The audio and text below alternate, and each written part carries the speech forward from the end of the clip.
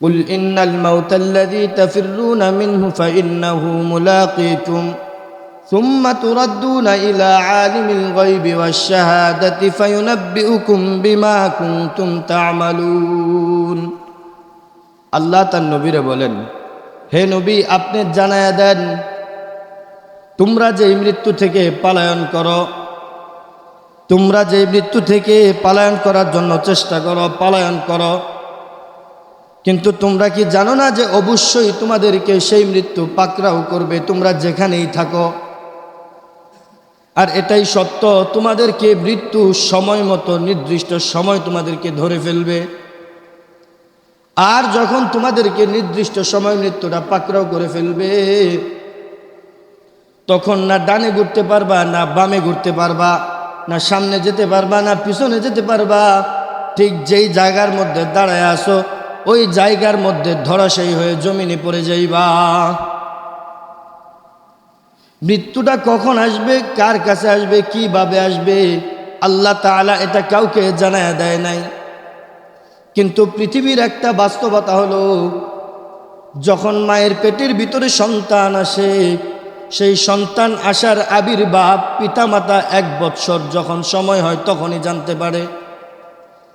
কিন্তু পৃথিবীর বাস্তব নিজামের মধ্যে বাবার আগে সন্তান পৃথিবী থেকে চলে যায়, কিন্তু সন্তান যে চলে যাবে বাবা কোনো দিন বুঝতে পারে না। বাবা যে চলে যাবে সন্তানও বুঝতে পারে না। আর এটার বাস্তবতা হলো, আল্লাহ তাআলা এটাকে এমনভাবে সাজাইছেন, শিক্ষা নেওয়ার জন্য সাজাইছেন। আল্লাহ বলেন, ওয়াজাআত সাকরাতুল মাউতি বিল হক। প্রত্যেক বস্তু, প্রত্যেক প্রাণীকে মৃত্যুবরণ করতে হবে, এটা এতটাই সত্য। যেমন দিনের পরে রাত আসবে, রাতের পরে দিন আসবে, এটা যতটা সত্য। আল্লাহ এত সুন্দর করে খোলাসা করার পরেও আমরা যখন দুনিয়ার পিছনে দৌড়াই, দুনিয়ার পিছনে দৌড়াইতে দৌড়াইতে কিছুই করতে পারি না। দিন শেষে শূন্য হাতে যেই জায়গায় আমাদের যাওয়ার কথা ওই জায়গায় চলে যাই। নবীজি সাল্লাল্লাহু আলাইহি ওয়াসাল্লাম বলেন, আ'যারাল্লাহু ইলা আমরিন আখখারা আজালাহু হাত্তা বাল্লাগাহু 60 সানা। যে আমার উম্মতদের জানা থাকা দরকার, এই যে যুবক, এই যে বয়স্ক, এই যে নওজোয়ান, যুবকদেরকে যদি বলা হয়, যুবক ভাই নামাজে আসো, যুবক সোজা বাক্যে উত্তর দেয়, হুজুর নামাজ তো পড়তেই হবে, পড়ব। আবার বয়স্কদেরকে যদি বলা হয়, বাবা দাড়ি তো পাইকা গেছে, কবর পথের যাত্রী হয়ে গেছেন, নামাজে আসেন, মাথাটা ঝুঁকায়া ঝুঁকায়া হয়, মুখে বলে নয়, না করে যে নামাজ তো পড়তেই হবে। কিন্তু পড়তে যে হবে, এখনই পড়তে হবে, সেটা একবারও চিন্তা করে না, বা বলেও না, বা আসেও না। এই কারণে নবীজি বলেন, ও নওজোয়ান, ও যুবক, আল্লাহ নবী জানায়া দিলেন, আ'যারাল্লাহু ইলা আমরিন আখখারা আজালাহু হাত্তা বাল্লাগাহু 60 সানা। আল্লাহ যার বয়সটাকে 60 বৎসর অতিবাহিত করে দিয়েছেন, জন্ম থেকে নিয়ে যার বয়স 60 অবধি পৌঁছায় দিয়েছেন বা অতিবাহিত করে দিয়েছেন, কিয়ামতের দিন আল্লাহ নবী বলেন, ওই বান্দার কোনো অজুহাত চলবে না। ওই বান্দা যদি বলে, আল্লাহ আমাকে আরেকটু সময় কেন দিলা না, আমি নামাজ পড়তাম, আমি ইবাদত করতাম, এই অজুহাত পেশ করার মতো কোনো ধরনের কোনো সুযোগ তাকে দেওয়া হবে না। নবীজি বলেন, ও আমার উম্মতের দল, কিয়ামতের দিন আল্লাহ তাআলা বান্দাকে সবার প্রথম যে প্রশ্নের সম্মুখীন করবেন, আল্লাহ তাআলা বান্দাকে জানায়া দিবেন। নবীজি বললেন, ও আমার উম্মতেরা, কিয়ামতের দিন সবার প্রথম আউয়ালু মা ইউহাসাবু বিহিল আবদু ইয়াউমাল কিয়ামাতিস সালাহ। বান্দা কিয়ামতের ময়দানে উঠার সাথে সাথে যখন বিচারের কাজ আরম্ভ হবে, আল্লাহ তাকে সর্বপ্রথম জিজ্ঞেস করবেন, বান্দা তুমি কি নামাজ পড়ছো? অনেক বান্দা জাহান্নামের উত্তপ্ত দেইখা, জাহান্নামের উৎপাত দেইখা বলবে, আল্লাহ নামাজ পড়ছি, তা আল্লাহ বলবেন নামাজ যেহেতু পড়ছো রুকু দাও। আল্লাহ বলবেন রুকু দাও, নামাজ তো পড়ছো তো রুকু দাও। কিন্তু গোলাম যখন রুকু দিতে যাবে তার মাজাটা আর বাঁকা হবে না, কতটুকু ঝুঁকানোর পরে মাজাটা শক্ত হয়ে থাকবে। আল্লাহ তাআলা রাগান্বিত হইয়া বলবেন এই মিথ্যাবাদীর জবানের মধ্যে আগুনের লাগাম লাগায়া দাও, তারে পাকড়াই কইরা জাহান্নামের দিকে টাইনা টাইনা নিয়ে যাও, তাকে জাহান্নামে নিক্ষেপ করো। আর জাহান্নামটা কেমন হবে, যদি দুনিয়ার মানুষ মনে করে যে এটা খুব সাধারণ একটা বিষয়, তাহলে আমি বলবো যে লাভা দুনিয়ার মধ্যে আপনারা দেখছেন কিনা, বাংলাদেশে নাই, কিন্তু অন্য অন্য রাষ্ট্রে জমিন থেকে লাভা বের হয়, আগুনের ফুলিঙ্গ বের হয়। যেই জমিনের মধ্যে আগুনের ফুলিঙ্গ বের হয় ওই জমিনের মধ্যে কিয়ামত পর্যন্ত কোনো দিন আর ফসল হবে না। ওই ফুলিঙ্গের মধ্যে যদি কোনো মানুষকে ছাইরা দেওয়া হয়, আপনাদের কি মনে হয় মানুষটা জীবিত থাকবো? কখনোই না। আপনারা দেখছেন যে আমেরিকার কিছু বৈজ্ঞানিক ওই যেই অগ্নিকাণ্ডের যে পাহাড় বলে, দুনিয়ার মধ্যে আপনারা নেটে সার্চ দিয়ে দেখবেন ওটাকে নরক বলে, নরকের পাহাড় বলে। সেই পাহাড়ের মধ্যে দাউ দাউ করে আগুন জ্বলে সব সময়, কিন্তু আপনি নিচ থেকে সেটা দেখতে পারবেন না। ওখানে গিয়ে চুকি দিলে দেখতে পারবেন যে আগুন জ্বলতেছে, বিশাল আগুন। তো দুইজন বৈজ্ঞানিক নামছেন, ওটা পরীক্ষা করবেন যে আসলে এটা কি। পরীক্ষা করার পরে তাদের অর্থটা ছিল যে এখান থেকে আমাদেরকে উদ্ধার করো, যেই স্রষ্টায় আগুন বানাইছে ওই স্রষ্টার উপর ঈমান আনলাম, মুহাম্মদের উপর ঈমান আনলাম, আর জীবনে এগুলা করব না, আমাদেরকে বাঁচাও, আমাদেরকে বাঁচাও। কারণ তারা ওই পর্যন্ত যাইতে পারে নাই, শুধু অল্প একটু নামছে, আগুন যেখানে মূল জায়গায় জ্বলতেছে ওখানে যাইতে পারে নাই। তার মানে তারা ব্যাখ্যা করছেন যে এটার তাপটা এত প্রখর যে আল্লাহর কুদরত যে এটার তাপটা উপরেও যাইতে দেয় না, জমিনেও সরাইতে দেয় না। যদি এটা জমিনে বা উপরে সরাইতে দিত তাইলে মনে হয় অনেক জায়গায় পুড়ে যেত। এটা তাদের ভাষা।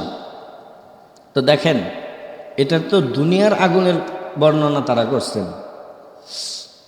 আর যে জাহান্নামটাকে ৭০,০০০ শিকল লাগাইয়া বাইন্দা রাখছেন, তো ওই জাহান্নামটার কি অবস্থা।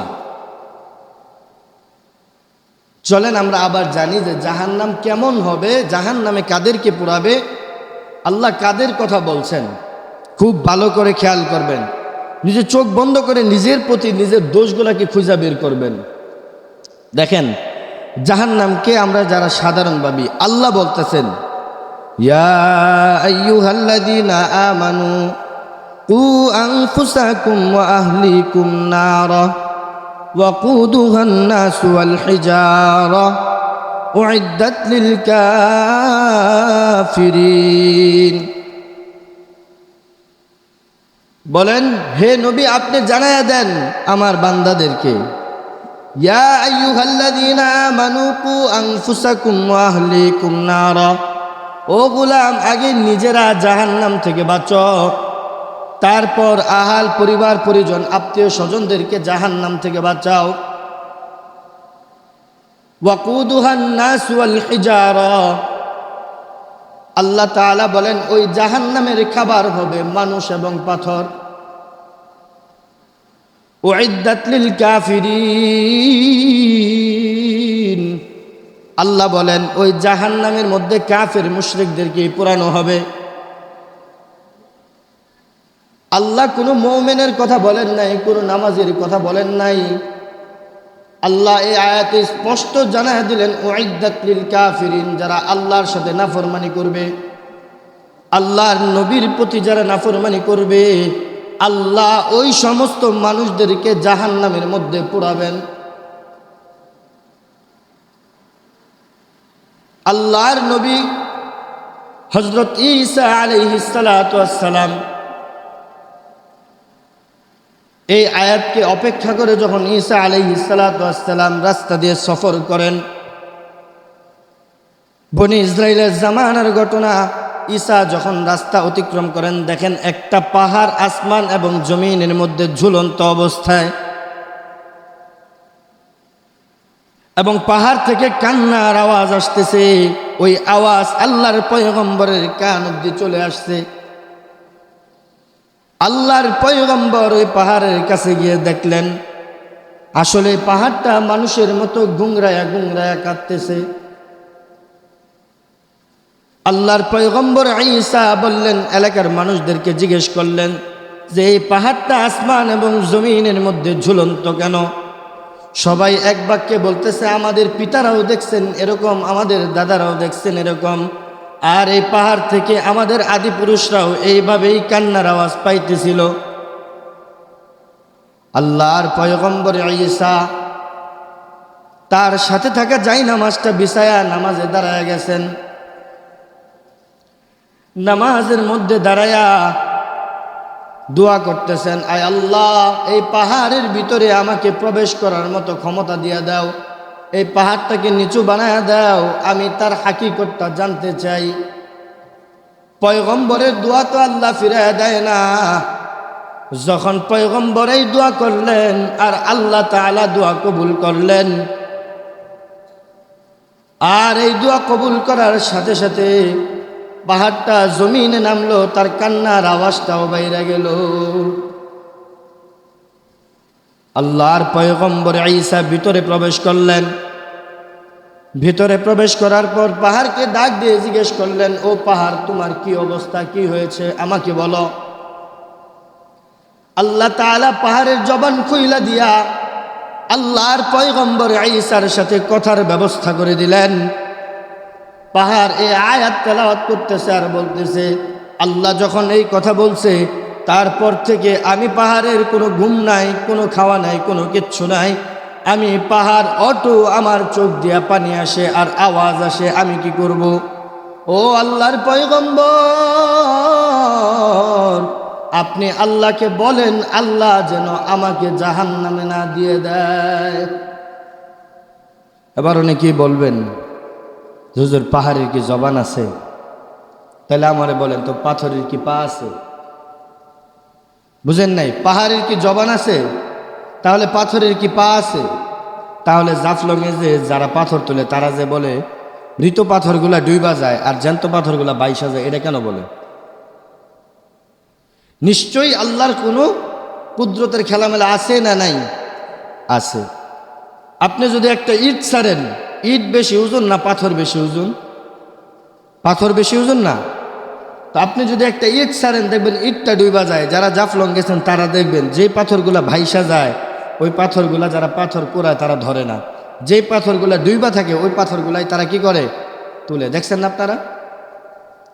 তা আল্লাহ তাআলা কিন্তু এই কারণে বলছেন যে ওয়াকুদুহান নাস ওয়াল হিজারা, হাজারুন অর্থ হচ্ছে পাথর, যে মানুষ এবং পাথরকে কি করা হবে? জাহান্নামের খাবার বানানো হবে। তো এই পাথরের অপেক্ষা করেই পাহাড়ের ভিতরেও পাথরের সম্পদ আছে না নাই? আছে। এটাকে অপেক্ষা করেই মূলত পাহাড়ের এই একটা কঠিন হালত হয়েছিল। তা এখন বুঝেন যে আল্লাহর সমস্ত কুদরতরা যদি জাহান্নামকে এত পরিমাণের ভয় পায়, তাহলে মানুষের কি হলো যে মানুষ একবারও চিন্তা করে না যে জাহান্নামটা ভয়ঙ্কর হবে? নামাজে আসেন না, নামাজ পড়তে বললে আসতে চান না, কিন্তু এই যে বারবার বলা হইতেছে যে কিয়ামতের দিন সর্বপ্রথম হিসাবটাই হবে নামাজের, বাকি হিসাবগুলা সব হবে পরে, কিন্তু সবার প্রথম হিসাব হবে নামাজের। ওই নামাজের হিসাবে যে বেঁচে যাবে তার কোনো উপায়ই নেই।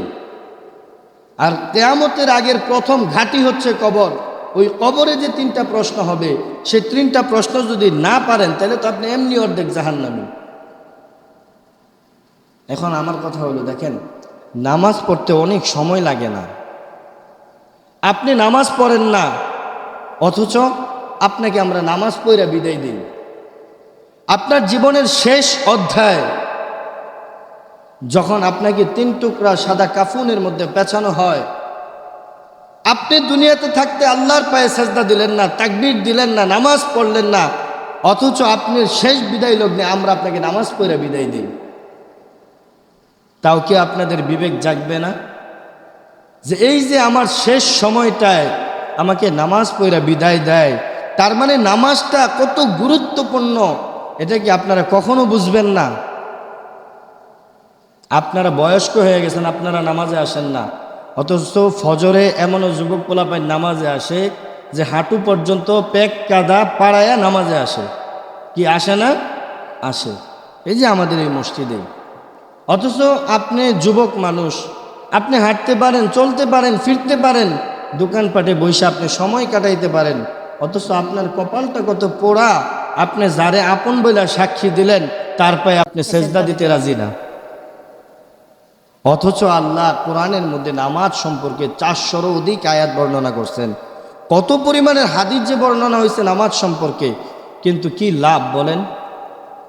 যদি নিজের বিবেক না জাগে আমাদের কাজ কি? আল্লাহর নবীকে আল্লাহ বললেন, নবী আপনি কারো উপর জুলুম করতে পারবেন না, আপনার কাজ হচ্ছে ওয়াজ করা, বয়ান করা। হেদায়েত দেনওয়ালা আমি, হেদায়েতের মালিক আমি আল্লাহ।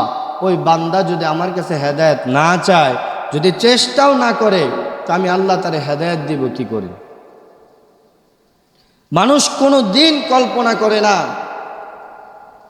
যে আমার মতো মানুষ ওই কবরস্থানেই তো শুয়ে আছে, তো আমি যে শুইব না এটার কি গ্যারান্টি আছে বলেন আমাকে?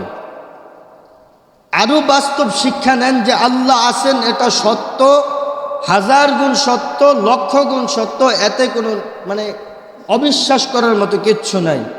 ফেরাউন আজকে কত বছর ধরে জাদুঘরে পড়ে আছে শুটকি মাছ হয়ে, এখন তো অনেক বছর হবে না? আমাদের নবীজি সাল্লাল্লাহু আলাইহি সাল্লামের ওয়াফাত হয়ে গেছেন প্রায় 1500 বছর শুরু হয়ে যাইতেছে। তো নবীজির আগে তো ঈসা ছিলেন, মুসা ছিলেন, তারও প্রায় 2-3টা নবীর আগে ফেরাউনরে আল্লাহ তাআলা সুবাইয়া শুটকি বানায়া রাখছে। আল্লামা দেলোয়ার হোসেন সাইদির বয়ানে শুনেন নাই যে আমি তাকে দেখতে গেলাম, তার মাথায় কয়েকটা চুলও পাইলাম, তার মুখে দাঁতও আছে। তাহলে এই ফেরাউন তো পচলো না, মানুষ তো পচে যায়, মানুষ তো গলে যায় কবরে। ফেরাউনকে আল্লাহ কেন পচায় না বলেন তো? এটা পৃথিবীর জন্য একটা শিক্ষা যে পৃথিবীবাসী তোমরা তার থেকে শিক্ষা গ্রহণ করো। আরে ফেরাউনও তো আল্লাহকে মানত, তারপরেও কেন আল্লাহ তাকে এই শাস্তি দিচ্ছেন জানেন? সে আল্লাহরে মাইনা আল্লাহরে বলছেন যে আল্লাহ আমি আখেরাত চাই না, আমি তোমারে মানি ঠিক আছে, কিন্তু আমি আখেরাত চাই না। কি চাও? আমার দুনিয়ার আল্লাহর রাজত্ব দান করো। নাউজুবিল্লাহ। একবার বলে নাই। আল্লাহ বান্দাদের ব্যাপারে বলছেন, যদি কোনো বান্দা তাহাজ্জুদ পইরা আল্লাহর কাছে কোনো জিনিস চায়, 1 দিন 2 দিন 3 দিন, তাও যদি না হয়, আল্লাহ 40 দিনের মাথায় কোনো দিন ওই বান্দাকে ফিরাইয়া দেয় না। ওই বান্দার যা চাওয়া থাকে আল্লাহ তার থেকে বেশি ওই বান্দাকে দিয়ে খুশি করে দেন। তাহলে ফেরাউন কতদিন চাইছে তার কোনো হিসাব নেই। অবলাস্টে তার কাছে দরখাস্ত আসছে যে ধরো তোমাকে আল্লাহর রাজত্ব দিলাম, যদি এই আল্লাহর রাজত্ব তোমার কাছ থেকে কেউ কায়রা নেই, তুমি কি করবা? নীল নদে চুবায় আমার মুখ, স্বাক্ষর করো। জিব্রাইল আসছে, স্বাক্ষর করো। কার কি করবা? যদি মনে করো ঈমান আনতে চায়, যদি তোমারে বলতে চায় যে আমি ফেরাউনের খোদা মানলাম, তার রাজত্ব কায়রা নিলাম না, তখন কি করবা? তো এটা বলার আগেই তো তার মুখের মধ্যে বালু দিয়ে চাপ দিয়ে ধরবো, এটা বলার সুযোগই নেই। এইভাবে তাকে প্রশ্ন করায়া স্বাক্ষর নিছে। এখন লেগে গেছে মুসার লগে তার খেলা। যখন মুসা আলাইহিস সালামকে তাড়া করলো, আল্লাহ তাকে হুকুম করলেন তোমার হাতে লাঠি দিয়ে পানিতে আঘাত করো। পানিতে আঘাত করলো, 12টা রাস্তা। এটা অনেক লম্বা ঘটনা, আমি শর্ট করে বলে আপনাদেরকে বুঝাই দিতেছি। ফেরাউন দৌড় দিছে মুসারে মারবো, মাঝখানে যাইতে রাস্তা ভেঙে গেছে, যেই নদী সেই নদী হয়ে গেছে। এখন তো ডুইবা পানি খেতেছে। সে তার কথাই বাস্তব হয়েছে। সে তখন বলতে চাইছিল, আয় আল্লাহ, আমি ওই আল্লাহর উপর ইমান আনলাম যে আল্লাহর উপরে মুসা ইমান আনছে, আমি এখন মুসার উপরে ইমান। বাস জিব্রাইল কই মনে পড়ে এটা নেও, আর ইমান আনা লাগবো না। বাস এই যে দেখেন তার সফর সঙ্গী 2 জন, তার বডিগার্ড 2টা, সে সহ এখনো জাদুঘরে শুটকি হয়ে আছে। তার মানে এই যে ফেরাউনরে যে শুটকি বানাইলো, এখন আমার কথা হইলো একটা মানুষ যদি মরে যায়, আমি তার মেডিসিন দিয়ে কয়দিন শুটকি বানায় রাখতে পারবো? কতদিন রাখা যাবে? রাখা যাবে? যাবে না। এই কুদরতের খেলাটা কার কাছে? আল্লাহর কাছে। সুতরাং আমি আপনাদেরকে এই অল্প সময় যেটা বুঝাইতে চাইলাম, দেখেন আপনি কি করেন সেটা আমার দেখার বিষয় না। আমার আপনাকে একটাই আহ্বান থাকবে সব সময়, এটা কেউ বললেন না যে আমার কানে আমি শুনি ঠিক আছে কিন্তু মানি না। এমন আচরণ কেউ কইরেন না যে আল্লাহ রাগান্বিত হয়ে আপনার অন্তরের মধ্যে মোহর মাইরা দেয়, আপনার কানের মধ্যে মোহর মাইরা দেয়। এই যে বললাম আপনি নামাজ পড়েন না, তাহলে আপনার শেষ লগ্নে কেন আমাকে নামাজ পড়া আপনাকে বিদায় দিতে হয়? তো আপনি না কইরা যান যে আমার যেন কেউ নামাজ না পড়া বিদায় দেয়, নামাজ পড়ার দরকার নেই আমার বেলা, আমার এমনি গায়রাত হইবে। কেউ বলবেন এটা? জোরে বলেন, কেউ বলবেন? বলবেন না। তাহলে খেলাটা কোথায়? কেন পড়েন না নামাজ? আল্লাহ যে এত জায়গায় বললো যে তোমরা নামাজ পড়ো, নামাজ পড়ো। নামাজটাই ইসলামের শক্ত একটা খুঁটি, তোমরা এই খুঁটিকে আঁকড়ায়া ধরো, কিন্তু আমরা ধরতেছি না। অথচ দিন শেষে নামাজ পড়ে আমাদেরকে বিদায় দিতে হয়, কালিমাই শাহাদাত পড়ে আমাদেরকে বিদায় দিতে হয়। অথচ নামাজের মধ্যে তাশাহুদের মধ্যে আমরা কালিমাই শাহাদাত পড়ি কি পড়ি না? পড়ি না, আশহাদু আল্লা ইলাহা পড়ি না। অথচ দেখেন আমরা নামাজ পড়ি না। তো যেটা আমি আপনাদেরকে বলি যে ভাই আপনি কি করেন সেটা দেখার বিষয় না, যুবক পোলাপান তোমরা কি করো সেটাও দেখার বিষয় না, কিন্তু দেখার বিষয় ওই যে একটা বক্তব্য তোমরা আগেও শুনছো, যদি মদ খাও তবুও নামাজে আসো, যদি জেনা করো তবুও নামাজে আসো, যদি খুন করো তবুও নামাজে আসো, যত অশ্লীল কাজ আছে করো, তারপরেও নামাজ। যে সেজদাটা আল্লাহর দরবারে কবুল হয়ে যাবে তারপর থেকে আর তোমার গুনাহ করতে মন চাইবে না, তুমি অটো হেদায়েতের পথ পাওয়া যাইবা। এই কারণে আপনাদেরকে আমি যেটা উদারত আহ্বান করব, দেখেন সারা দুনিয়ার মধ্যে, সারা বাংলাদেশের মধ্যে মসজিদ অনেক হইতেছে কিন্তু মুসল্লির সংখ্যা বাড়তেছে না। এই কারণে আমি আপনাদেরকে বলবো যে দেখেন নিজের যতটুকু সময় আছে, নামাজের সময়টা তো অনেক বেশি সময়ের প্রয়োজন নাই, অল্প 10 মিনিট বা 15 মিনিট 20 মিনিট সময় লাগে, আসেন না নামাজ পড়েন না। অনেকেই তো আছে দেখেন শেষ বয়সে নামাজ পড়তে আসেন, অথচ রুকু দিতে পারেন না, কোমর ব্যথা করে, হাঁটু ব্যথা করে। এই কারণেই তো আল্লাহ বলছেন যৌবনকালের একটা সেজদা আর বৃদ্ধকালের 100 সেজদা, সেই যুবকদের একটা সেজদা 100 সেজদার সমান। তো যুবক ভাইয়েরা যদি এখন নামাজ না পড়ো, বৃদ্ধ বয়সে নামাজ পড়ে কি লাভ তোমার? তখন তো তুমি ছোট বাচ্চা হয়ে যাইবা, তোমার প্রস্তাব কই লাগছে না লাগছে হুঁশ থাকবে না, তুমি কোমর নিয়ে নিচে হইতে পারবা না, সেজদা দিতে পারবা না হাঁটুর ব্যথার কারণে। সুতরাং যতদিন যুবক আছো, এই যুবক থাকা অবস্থায় আল্লাহর পায়ে সেজদা দাও, আল্লাহরে আপন বানায় নাও, বিশ্বাস করো আর নাই করো, এটাই চরম বাস্তবতা। তোমার বাবা তোমার জন্য পরিশ্রম করতেছে, তোমার মা তোমার জন্য পরিশ্রম করতেছে, দিন শেষে যখন বাবার চক্ষুটা বন্ধ হয়ে যাবে, তুমি সবার আগে মসজিদে লোক পাঠাইবা যে আমার বাবা মারা গেছে, গিয়ে একটু মাইক মারতে কও। তখন আর এই যে আব্বারে যে গর্তে বাইর করে দিবা, আর একবারও বলবা না যে আমার বাবারে আমি কবর দিব না, আমার বাবা আমার লেগে অনেক কিছু করছে, আমি আমার বাবারে জড়ায় দইরা ঘুমায়া থাকি। কেউ বলবা কথাটা? কেউ বলবা না। ঠিক তদ্রুপ বাবা, এই বাবাও বলবে যখন তার সন্তানের 2টা চক্ষু বন্ধ হয়ে যাবে, বাবা বলবে আমার কলিজার দণ্ডে বাইরে বাইর করে মানুষ দেখতে আইব, লাশটা তুমি দেখাইও, যাও মসজিদে যাও মাইক মারতে বলো। অথচ এই বাবা আপনার জন্য কি করে নাই বলেন? নিজের জীবনটারে খাটতে খাটতে খাটতে খাটতে শেষ করে দিছে। কিন্তু দেখেন বাস্তবতা কি এক জিনিস, সেই দিন আপনার বাবাই বলবে আমার সন্তানের লাশটা বার করার জন্য 2 জন আসো। আগে বলবে আমার সন্তান, তারপরে বলবে লাশ। বাবা একবারও আর বলবে না যে আমার সন্তানটার একটু জড়ায় ধরে নিয়ে ঘুমাই, 2 দিন পরে মাটি দেই, বলবো লাশ। অনেকেই তো বলবো ভয় পাই। এটাই হলো চরম বাস্তবতা। সুতরাং মিনহা খালাকনাকুম ওয়া ফিহা নুঈদুকুম ওয়া মিনহা নুখরিজুকুম তারাতান উখরা। তোমার এই মাটির দেহ যেহেতু তোমাকে মাটিতেই পুঁততে হবে, যেহেতু তোমার এই মাটির দেহটাকে মাটির ঘরেই পাঠিয়ে দিবে, তাহলে ওই ঘরে যাওয়ার আগে আল্লাহ যে সামান তোমাকে তৈরি করতে বলছেন সেই সামানটা তৈরি করে নাও, আর কিচ্ছু লাগবে না। আরে যারা কিছুই করে নাই, যারা গরিব মানুষ, যারা 1000 টাকা ইনকাম করে না, সারাদিন রিক্সা চালায়, ওয়াক্ত মতো নামাজ পড়ে, সে কি অনেক কষ্টে আছে? বলেন আমাকে, সে কি অনেক কষ্টে আছে? নাই। আবার যেই ব্যক্তিটা কোটি টাকা কামায় কিন্তু নামাজ পড়ে, সে কি অনেক কষ্টে আছে মনে হয়? আল্লাহ বলছেন কখনো নামাজিরা কষ্টে থাকে না, কখনো ইমানদাররা কষ্টে থাকে না। নামাজিদের সাথে ইমানদারদের সাথে লা তাহজান ইন্নাল্লাহা মা'ানা, নিশ্চয় আল্লাহ ওই সমস্ত মানুষদের সাথেই থাকেন। তাহলে নামাজ কেন পড়বেন না? এটা হলো আপনাদের প্রতি শেষ যেই আজকের জুমার শেষ কথা। শুরুর দিক থেকে তো অনেক কথা আলোচনা হয়েছে, এখন আমার বয়ান করার কথা ছিল, বয়ান করে দিলাম। মানা না মানা আপনাদের কাজ, কারণ চোখের সামনে অনেক বাস্তবতা দেখতেছি। আরে আজকাল সম্পদের কারণে সন্তান বাপেরে মারে, বাপে সন্তানরে মারে, জানেন না? এটা কি সত্য না মিথ্যা? সন্তান বাবার সাথে তুই তুঙ্গারি দেয়, বাবা তাকে জন্ম দিছে, সেই বাবার প্রতি তার কোনো খেয়াল নাই, মায়ের প্রতি তার কোনো খেয়াল নাই। অথচ দেখেন যুবক ভাইয়েরা, যারা বাবা মার সাথে বেয়াদবি করো, দেখো আল্লাহ কোরআনে কি বলছেন। আল্লাহ বলতেছেন, ফালা তাকুল্লাহুমা উফফি ওয়ালা তানহারহুমা ওয়া কুল্লাহুমা কাওলান সাদীদা।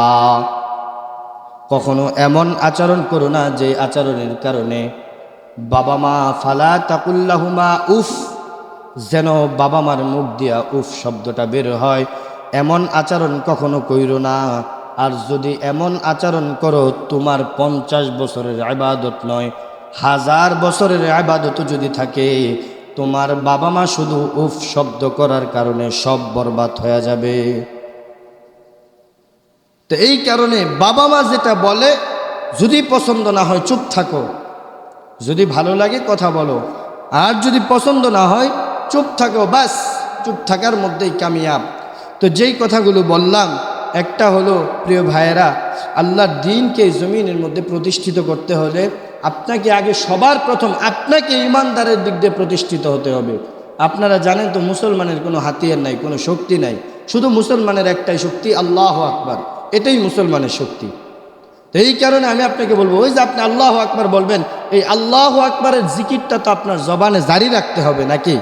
সারাদিন অনেক ব্যস্ততা থাকে, পারেন না, কিন্তু 5 ওয়াক্ত নামাজে যখন আসেন ব্যস্ততার ফাঁকে ফাঁকে, তখন চিন্তা করেন তো 4 রাকাত নামাজে কতগুলা তাকবীর আসে আল্লাহু আকবার বইলা। তো এই কারণে বলি, এই আল্লাহু আকবারের জিকিরটাই জবানে জারি রাখেন, আল্লাহর পায়ে সেজদা দেন। বিশ্বাস করেন আর নাই করেন, যখন আল্লাহ আপনার বন্ধু হয়ে যাবে, পৃথিবীতে আর আপনার কোনো কিছুর প্রয়োজন হবে না। একটা কথাই আছে, উলামায়ে কেরাম বলেন, যে পৃথিবীতে সব পাইল, আল্লাহকে পাইল না, সে পৃথিবীতে কিছুই পায় নাই। কেন পায় নাই? সে যখন চলে যাবে, তার বাড়ি গাড়ি ধন সম্পদ কিছুই তার সাথে সামানা হিসাবে যাবে না। আসছে পৃথিবীতে শূন্য হাতে, যাবে আবার শূন্য হাতে। আসছে পৃথিবীতে ল্যাংটা, যাওয়ার সময় পর্দার কারণে তাকে গোসল তো করাবেই।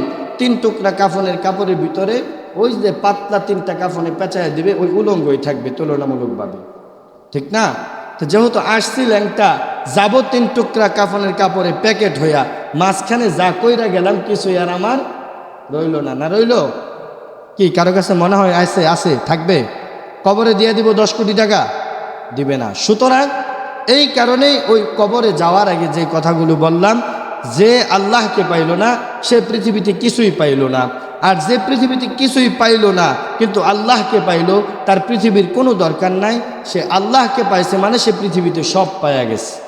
এই কারণে আল্লাহ রাব্বুল আলামিন যে কথাগুলো বললাম, যে আমাদেরকে আল্লাহ তাআলা আমাদের সময় থাকতে আমাদেরকে আল্লাহর পায়ে সেজদা দেওয়ার মতো তৌফিক দান করুক, এবং এই যে কবরের যে সামান তৈরি করতে বলছে, আল্লাহ তাআলা আমাদেরকে ওই সামান তৈরি করার মতো তৌফিক দান করুক। সর্বপ্রথম আল্লাহ তাআলা এর উপরে আমাকে আমল করার মতো তৌফিক দান করুক। তারপর যত মুসল্লিরা শুনেছেন সবাইকে আল্লাহ তাআলা এর উপরে আমল করার তৌফিক দান করুক। আরেকটা বিষয়, কোরআন থেকে যে কথাগুলো বলছি আল্লাহর পক্ষ থেকে এসেছে। যদি এগুলোর মধ্যে কোনো ভুল হয়ে থাকে তাহলে সেই ভুল হচ্ছে আমার, আল্লাহর না। আমি আল্লাহর কাছে তওবা করব, আল্লাহ যেন আমাকে মাফ করে দেয়।